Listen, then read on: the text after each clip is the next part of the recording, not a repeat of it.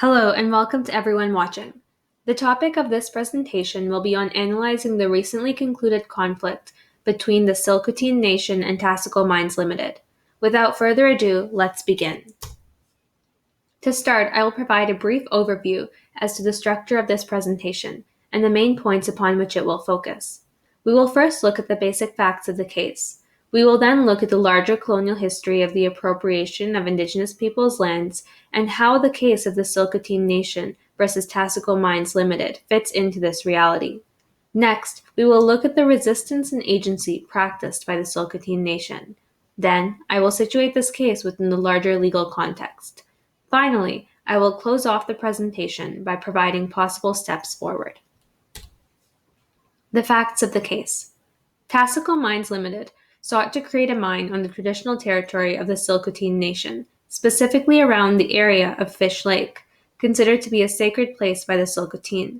As per the 2014 Supreme Court decision, Tsilhqot'in Nation versus British Columbia, the court found that the Tsilhqot'in Nation possessed land title to close to 2,000 square kilometers of land in southern British Columbia. The proposed mine site, though not on this titled land, was nonetheless part of a larger area of traditional territory where it was recognized that the Tsilhqot'in possessed lesser but protected rights to hunt, fish, and trap. Attempts by Taseko to have this mine built spanned over decades, and there was significant resistance by the Tsilhqot'in throughout. In 2020, the Supreme Court finally ruled against Taseko Mines Limited, putting a conclusive end to the project. Historical context. In British Columbia, where the Tsilhqot'in are based, there has been a lack of historic Indigenous to Crown treaties, which is very different from the realities present in most other Canadian provinces. These lack of treaties mean that most Indigenous peoples in BC never signed a document which could be interpreted as them signing over their ownership or right to their land. This is very important because in 2014, the Supreme Court ruled that Indigenous peoples can retain ownership of their traditional land unless the land has specifically been ceded by treaty. It is arguable then that much of British Columbia's territory is territory upon which Indigenous peoples may still possess a level of ownership rights. This has enormous implications for development and resource extraction, since ownership determines, for instance, who gets to decide the types of development projects initiated and who retains the profits from these projects. This is especially important in the British Columbian context, as its economy is tied to development and extraction of natural resources.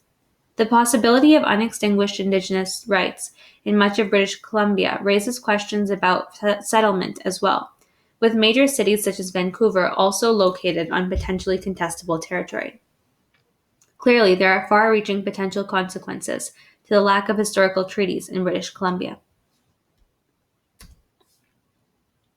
Now, we will look at agency and resistance engaged in by the Tsilhqot'in Nation in their attempts to stop development by Taseko Mines.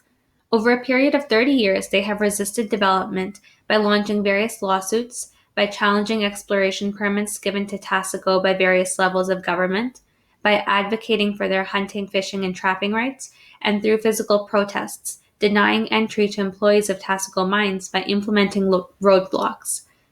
The image on this screen is a poster taken from the Facebook page of the Tsilhqot'in Nation. Through it, the Tsilhqot'in's national government called for collective resistance against the Taseko project. On the Facebook page, the image was captioned with the following statement: "Join the Tsilhqot'in as we stand together, united in protection of our sacred water and lands. No means no." The staunch advocacy and unwavering commitment evident in this statement is representative of how the Tsilhqot'in Nation engaged in this long struggle to have their rights and voices recognized. Now it is time to situate this case within a larger legal context. We will begin by looking at the duty to consult. The Government of Canada's website describes it as a duty to consult and where appropriate, accommodate Indigenous groups when it considers conduct that might adversely impact potential or established Aboriginal or treaty rights. Now let's look at how the duty to consult was established. It came about via the landmark Supreme Court case decision in the case of Haida Nation versus British Columbia, 2004. The Haida Nation had long been attempting to have their right to a specific area of land in BC recognized, but during this process, the British Columbian government decided, without any discussion, to give permission to a logging company to operate on the land in question. This was very problematic, and a legal case was launched.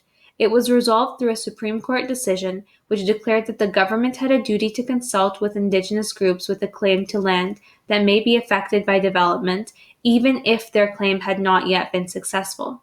Otherwise, upon recognition of a group's claim, it could be the case that the resources and bounty of the land have been all but depleted, and all this without any say from the Indigenous group to whom the land was now recognized as belonging to.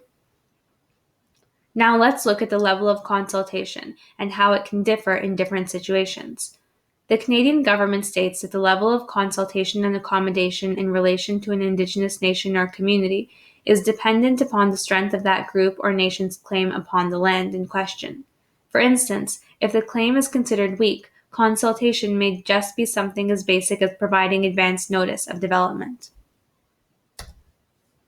Now let's apply the duty to consult to this case. The Canadian government's duty was to ensure that any development on the land upon which the Tsilhqot'in possessed rights was done after the process of consultation.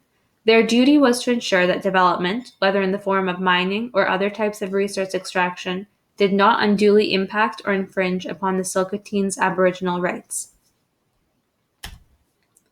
Before moving on, just a few more specifics on the duty to consult. Why does it exist? To maintain the honor of the Crown. The Crown should not be seen as behaving in a way that could be considered underhanded, such as the type of action highlighted in the Haida Nation case. The duty to consult serves as a safeguard against such behavior.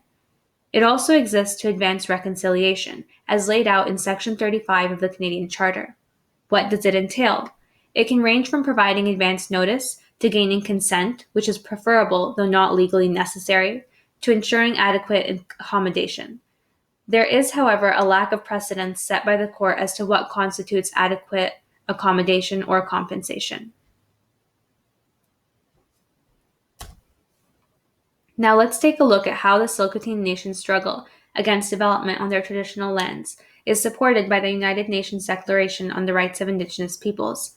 Article 32 of this 46-article document states that Indigenous peoples have the right to determine and develop priorities and strategies for the development and use of their lands or territories and other resources. At the international level, it is clear that the Tsilhqot'in have the right to be the ultimate voice in determining what, if any, development occurs on their titled and traditional lands. Next, we examine how the Tsilhqot'in struggle against development on their traditional lands is supported by sections of the Canadian Charter of Rights and Freedoms. The first part of Section 35 of the Charter states that the existing Aboriginal and treaty rights of the Aboriginal peoples of Canada are hereby recognized and affirmed. For the Tsilhqot'in, this means their rights to both titled and traditional territory is recognized by the highest code of law in the nation. Now it is time to look at positive steps that can be taken moving forward. There are many other steps that can be taken. The few mentioned here were developed specifically to address the problems that were faced by the Tsilhqot'in. There is a need for more significant recognition of unceded Indigenous lands in British Columbia. We must implement legal protections beyond a right of consultation because, as addressed in this presentation, a duty to consult can be something as basic as providing advance notice before development. Canada should ratify the UN Declaration on the Rights of Indigenous Peoples. Finally, there is a need for increased expediency for Indigenous communities fighting resource development projects. The Tsilhqot'in were forced to fight against Taseko's aims for over 3 decades before the Supreme Court finally ruled in their favor. In closing, I ask you to look at the images on your screen. They show you what the Tsilhqot'in Nation tirelessly fought to protect. Moving forward, it needs to be easier for other Indigenous nations and communities to do the same. Thanks for watching.